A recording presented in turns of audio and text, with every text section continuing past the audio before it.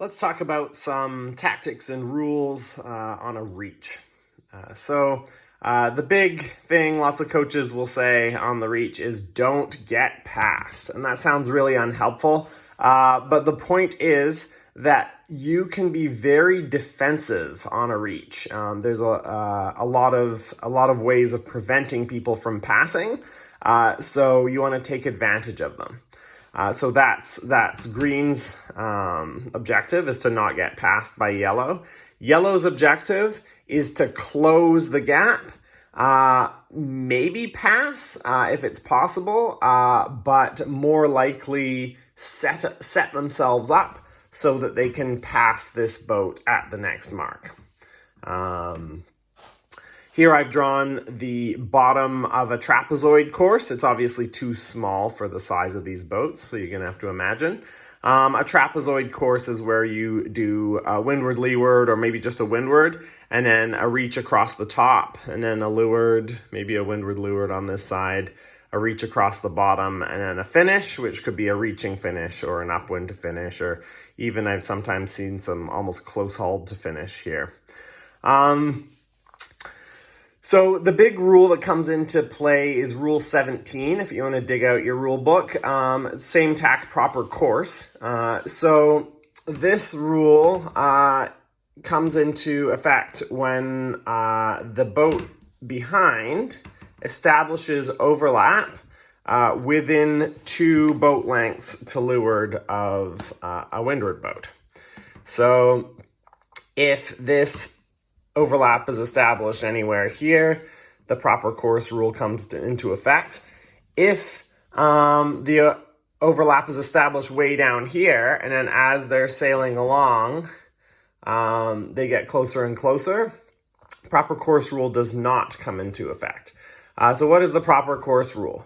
So the proper course rule says that the leeward boat is restricted to sail no higher than their own proper course. There's a lot of confusion about people thinking it has something to do with this boat's proper course. No, this boat doesn't. This boat has to avoid the yellow boat, while the yellow boat sails no higher than their proper course, and it's hard to prove what a proper course is. So this boat has quite a bit of freedom, unless they make it obvious that they are only fighting with this boat. So proper course is defined as the course that this boat would sail if the other boat that the rule applies to, so this boat, was not there. So would this boat just sail straight?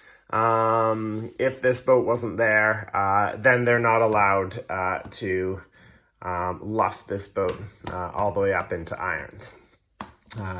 So when this rule does not apply, so we had our example of a boat coming way down here and then heading up, you can say that the yellow boat has luffing rights, because that means that the windward-leeward rule, 12, allows yellow to head green up until yellow is head to wind. You can't tack, but you can go all the way to head to wind, which is more than enough to ruin green's race. So another way that yellow could have luffing rights is if yellow was ahead and green came from behind.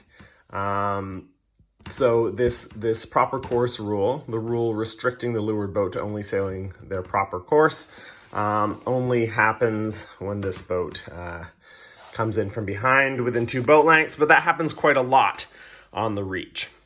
Because if you come on this side, it's pretty important for green to use their rights here, to really encourage yellow not to go to windward of them. Because if yellow goes to windward of green here, yellow gives green dirty air, and usually that then allows a whole stream of boats to also pass green. Often, once the first boat has given the leeward boat dirty air, it's too late. Then green starts to head up, and then these boats head up as well, and still give green dirty air. And once you have dirty air, it's hard to get back into this stream of boats with clean wind. So one boat becomes three boats, or depending on the size of your fleet, a whole bunch of people can pass you if you let them pass to windward. So again, pretending that this is a much longer reach course here. Green here either has to be so far to leeward that they're not affected by the dirty wind of these boats. And then I'll talk about the tactics of when you might decide to go low and then high later on. That's one option. But if you are in danger of being in these boats' dirty air, you even are if you're down here, you actually have to come up into that line as they come forward. Pull up into that line so that you can defend your rights. So as the green boat here, you have to show the yellow boat that you are a little bit crazy. Because if the yellow boat thinks that they can slowly just roll you, they will. So what you need to do as the green boat here is if yellow starts going to roll you, you go, whoa, whoa, whoa, whoa, whoa, and do like a sharp turn upwards. They'll probably try again. You then go back to sailing normally and just keep one eye out of the back of your head. Keep on glancing back at them. Anytime they go here, you go, whoa, whoa, whoa, whoa, whoa. Sail extra distance. It is worth slowing this boat down because you are literally preventing the rest of the fleet from passing. So it sucks, but this is actually how you don't get past. You have to show yellow that there is no path to go here. I've even yelled to people behind me, if you're faster, go below. If you're faster, go below, right? Anyone can roll to windward, and I'm not going to let that happen. But if you think you're faster than me, sail through my lee. And then, good on you. You are so much faster than me that you were able to sail in my dirty air and still pass me. Now, there are strategies for that. If you can surf a wave, down, down, down, down, down. And then once you're about here, you turn and head up hard. When you head up, you pull your apparent wind forward. You might be able to get past this boat. Just remembering that you have to sail your proper course or no higher than your proper course here. So you shouldn't really luff this boat much if you're just doing it to pull your apparent wind forward to get through the dirty air. So there are routes to leeward. So this really frustrating thing of everyone sailing super high, sailing extra distance, it actually makes sense. You have to do it to prevent the boats behind you from passing you. So in this case, I would do that. But in the absence of these boats, now maybe let's put our nemesis, this guy. Oh, you really want to pass this red boat. So you're yellow. You really want to pass this red boat. Your option are to try to get greedy and see maybe try this once. Why not? Maybe green's gonna just focus on whatever their angle and let you pass them. But 9 times out of 10, green knows you shouldn't get past on the reach, and they go high if you go high. So what you should do here as green is say, go low, go low. We're sailing off course. Let's go low. So green is telling yellow that it is yellow's call. If yellow goes high, green goes high. That makes it more likely that yellow is actually going to point for the mark. And that's not green manipulating yellow. That's actually yellow's best move in this situation.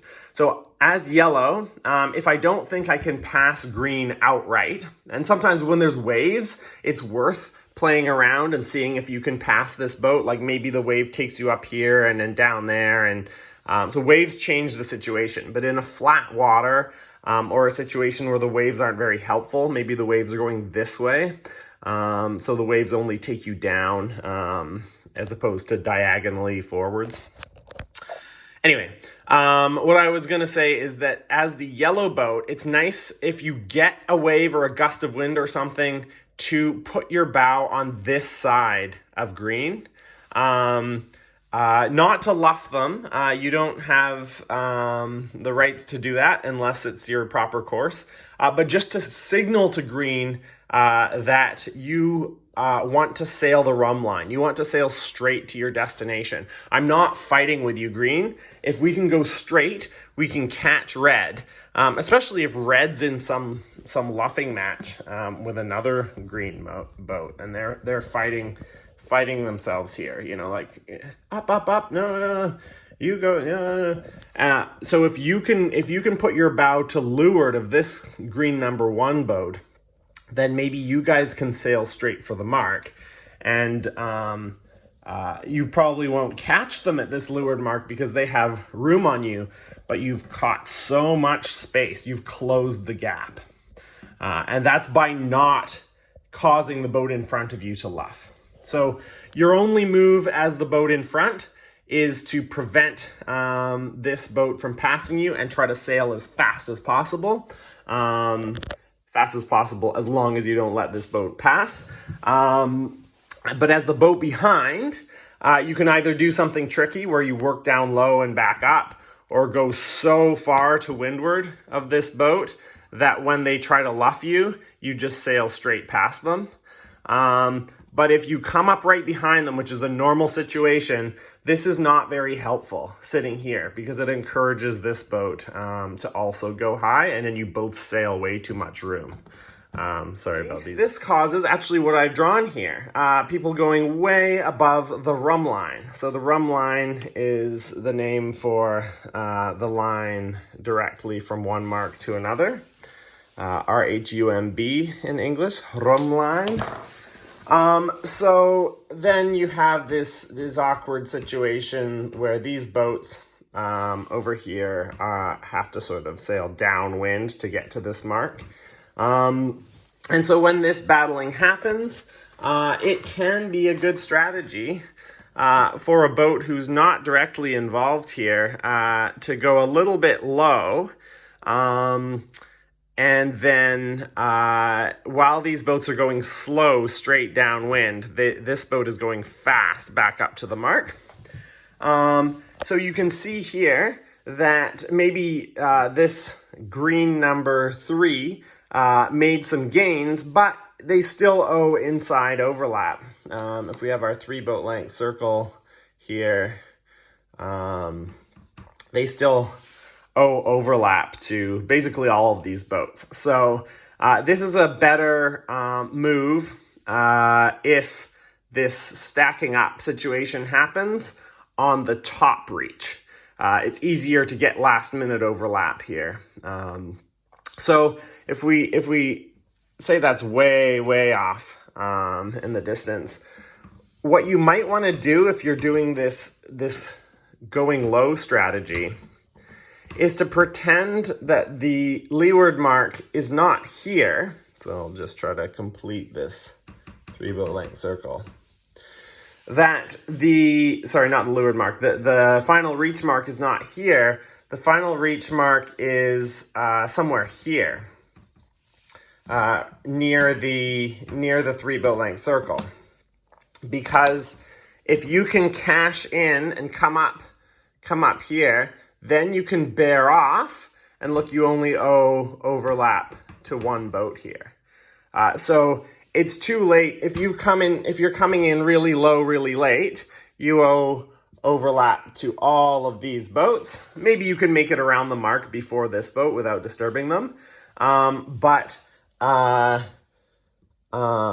it's nicer if you can imagine that this is your destination up here, and then maybe you give 1 or 2 boats inside overlap, and you can cash in your gains when all these boats went too high and are coming down to the mark. Good strategies on the reach.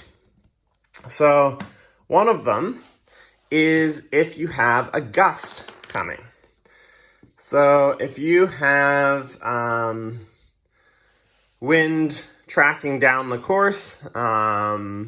Better if it's coming this way. If it's coming that way, I suppose that could also be good, but it might be harder to get into the patch of wind. So if you have a patch of wind coming, then it actually is a good idea to sail high. When you sail higher, you go faster, but you make less ground towards your destination. But if you sail higher and then you get into this gust, and then you can come down in the gust, it makes the slow part, the low and slow part, faster because you're in a gust. So the opposite of that would be if you went low and slow in a lull, and then you headed up and went a little bit faster, but without the benefit of the gust, because the gust is still coming down. So whenever you're starting a reach, obviously whether the reach is the starboard tack reach or the port tack reach, you want to look upwind. And if you're in a gust now and there's nothing behind it, there's a sort of a oily, not literally oil, but like slick, flat, clear reflective patch up top. You want to take this gust. You want to take the gust that you're in down below the rhumb line, below this line here. Go low while you have speed, and then as the gust dies, then you head up and you continue to sail with a little bit of speed because you're heading up. The opposite that a lot of people really like to do is in your dying gust, you go fast, you go really fast, you go high and in pressure, and then the gust dies, and then you're going really slow. So in this case, this boat that came down in the gust gets down to here, and then everything dies, and these boats are going downwind in a lull. And this boat is going on half wind, going on a beam reach in that lull, and so they'll get to the mark faster. And again, it's nice if you can pretend the mark is here, so that you can not give mark room to people that you didn't really need to give mark room to. So in building breeze, you want to go high to get into that breeze and hopefully come down with it. In dying breeze, you want to go low while you still have a bit of wind so that you can go high when that wind dies. The next one is a little bit harder maybe to visualize. It's about backing or veering wind. So those are terms for the wind rotating. I think the easiest way to think of this one is maybe I'll use the current arrow as a second wind arrow. The easiest way to think of this is about keeping yourself planing. So this also applies in non-planing conditions, not so much, but it's maybe easiest to visualize. If you have a special angle which lets you plane, so let's say if you go downwind first, you don't have enough power to get up out of the water and really skimming across the water. But if you point high, then you can get your boat planing. And you wouldn't go even higher than that because then you just overpower yourself. But if you can head up until you get your boat planing and then bear off until you're almost not planing, if you have the wind first coming from the red direction, then coming from the blue direction, you go high, and then as the wind shifts, you come down to the mark. So this is probably not going to happen. That's a perfect world situation. But you can sort of realize that on a port tack here, if you've got the wind veering to the right, it makes sense to go high because at the end, you still have a planing angle, or you still have a fast angle. Now, the opposite here would be that you go straight downwind, and then you head up and you're overpowered. So that's not as effective. Then the other situation would be if the wind is, in this case, backing. That means turning left. So here, if you did the same high strategy, you'd be really overpowered, going really hard, really fast. Maybe you're trying not to get rolled by someone. And then as the wind turns left, you're going super slow, dead downwind. Boat behind you is covering you. Bad scene. So what you would want to do if the wind is backing left from the red direction to the blue direction is to find that planing angle. And again, it's just find your happy angle. But if you imagine it as the angle that just gets you planing, it might make these tactics more obvious. So you find your planing angle, and then as the wind shifts left, that keeps you planing the whole way across. Just for variety, I'll flip it around. So now we're on the top reach, going on starboard. The normal strategy is sort of to try to encourage the boat in front of you not to go too high. If they're in front of you, you try to catch up. Rarely do you actually roll someone unless they're not really paying attention and they let you roll.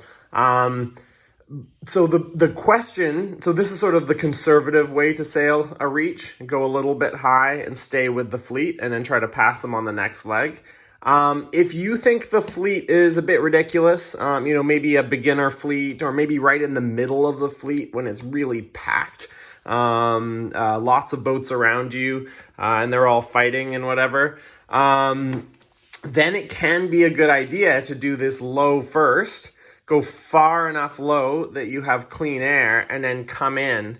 And this is sort of demonstrating what I said before about you can get inside overlap easier on the top reach than on the bottom reach here, just because of rounding mark support.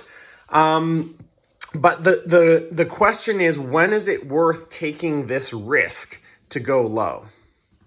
And so if you're trying to decide that, hopefully you're not deciding here. Hopefully you're deciding on the starboard ley line.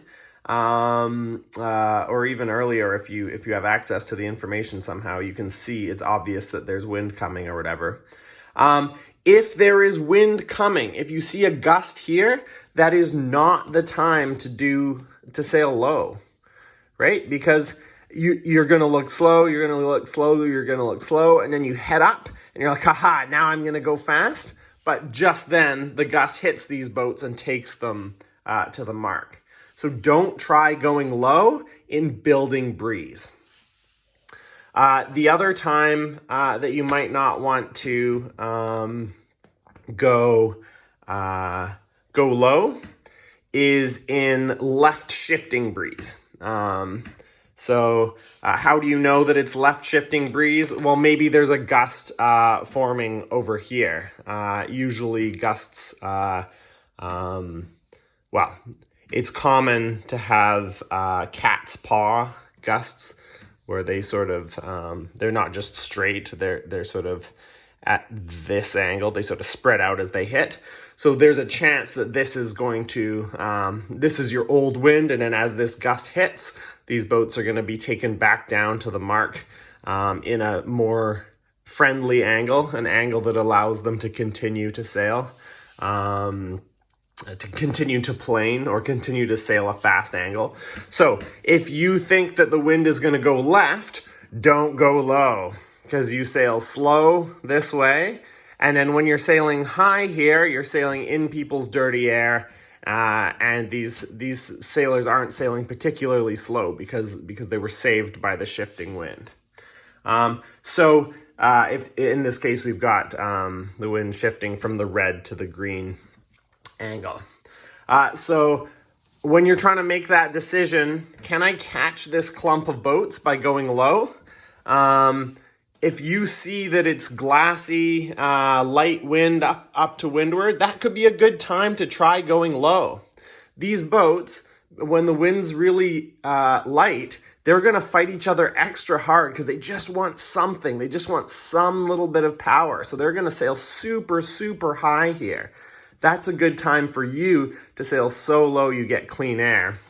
And then when these guys turn downwind, they're going to be sailing downwind even before the mark. And you're going to have right of way on everyone here as you enter your 3 boat length circle.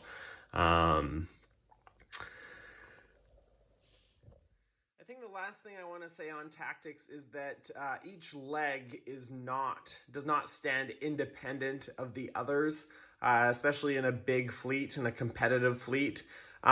If these boats all luffed up against each other at the beginning of the leg and now they're coming down, and you were a genius and came in and got inside overlap on all of them, that is only really a good move. Even if you catch a few boats, it's only a good move if this side of the course is workable on the downwind, right? If there is a tremendous advantage on that side of the course, you would now have to sail through everyone's dirty air. They're probably going to catch right back up to you as you commit to going to the favored side of the course. So it's really important to think ahead to the next leg of the course. So you're more likely to want to try this low road if you're going sailors left to the upwind right side of the course here. And it's more forgivable to get into this ugly luffing match if you're actually trying to go to the sailors right or upwind left side of the course. And then the same thing goes for the end of the upwind leg. So you can just imagine this big fleet all coming upwind together, and you have to decide whether you're going to stack up in line, like go past everyone and then have a generous ley line and come in as boat number 2, or if you're going to try to tack to leeward of someone and just squeak around the mark. Let's give 3 a bit more room there. Shoot up around the mark and make it. If you are boat number 2, there's probably not really, unless this is a very long leg and you have a gap behind you, this boat number 2 probably doesn't have the option of going low. Boat number 2 is probably going to end up going high anyway. Boat number 3 might have to sacrifice 1, 2, and boat 4, maybe even boat 5 before they're able to get clean air and then join this parade of boats going high. So boat number 3 would be very tempted to try just going low enough to get some clean air. So the way you enter the last mark in a congested fleet affects your tactics. So if you've already established that the waves are perfect for surfing down and then coming in at a hot angle, that's a reason to not overshoot your ley line. Or if you've already established that there is really good current on this side of the course, and on this side of the course the current's going upwind. Going low might not be a good idea because you're just going to have to undo your commitment to that side of the course to get into the favorable advantage on that side. I should never say that's the last thing. That was a bad example I just used. If there's upwind current, then going low road is usually a great idea because you think you're going low, but you're actually just sailing close to the rum line, and everyone else thinks they're going a little bit high, but they're going way high. So scratch that. In upwind current, you probably do want to go the low road. But what I meant is that let's say that there is more wind on this side, like distinctly, noticeably more wind, then going a low row might be a bad idea because you'll have to deal with traffic to get into that favorable wind in this scenario.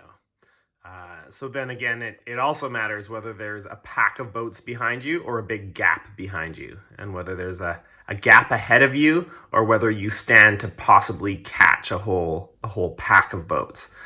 So how close you are to the group ahead of you or the group behind you will also determine. You can, if there's no one around you, you can go low, and then you can go sailor's right.